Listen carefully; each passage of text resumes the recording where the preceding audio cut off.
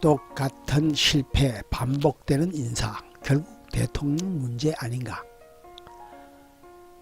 4월 12일 조선일보 사설. 10일 이미선 헌법재판관 후보자의 청문회를 지켜본 국민은 혀를 차지 않을 수 없었다.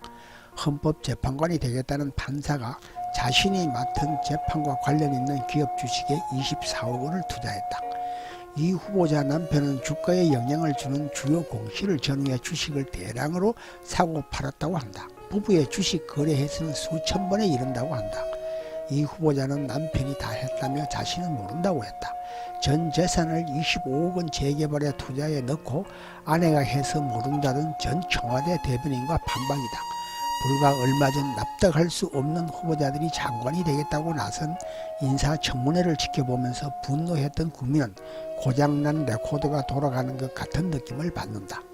이 후보자 당사자보다 더 이해가 안 가는 것은 청와대가 문제를 체크하고도 버젓이 국민 앞에 후보자를 내놓았다는 점이다.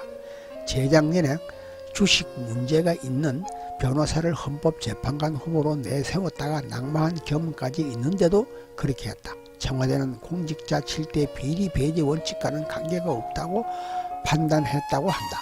장관이 집 세 채 있는 게 뭐 문제냐던 청와대 말과 다르지 않다.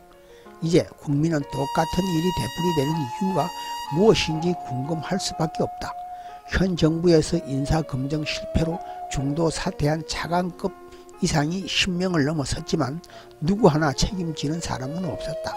민정수석과 인사수석이 책임질 일이 아니다라는 것이다. 인사 실패가 똑같은 방식으로 반복되는 것을 보니 실제 그럴 수 있다는 생각이 든다. 청와대 인사수석이 자기 재판과 관련 있는 기업 주식에 투자한 사람을 헌법재판관 적임자로 추천하고 민정수석이 그래도 좋다고 판단한 것이 사실이라면 이들은 정상적 판단 능력을 상실한 상태로 볼 수밖에 없다. 이들이 그런 바보가 아니라면 거역할 수 없는 누군가의 지시를 따랐을 것이다. 청와대에서 그 사람은 인사권자인 대통령 외에 다른 누가 있을 수 없다. 대통령이 우리법 연구의 민변 출신을 우리 편이라고 낙점하면 검정 시스템은 무용지물이 되는 듯하다.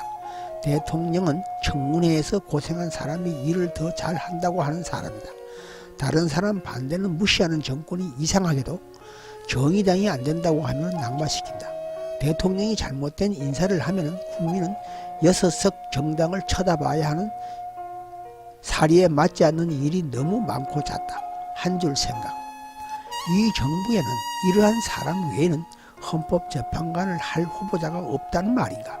참으로 한심하다. 촛불 정부의 정의로움은 다 어디로 갔는가? 묻고 싶다. 허리허리잼잼 이윤호였습니다. 오늘도 즐겁고 행복한 하루 되시기를 기원합니다. 감사합니다.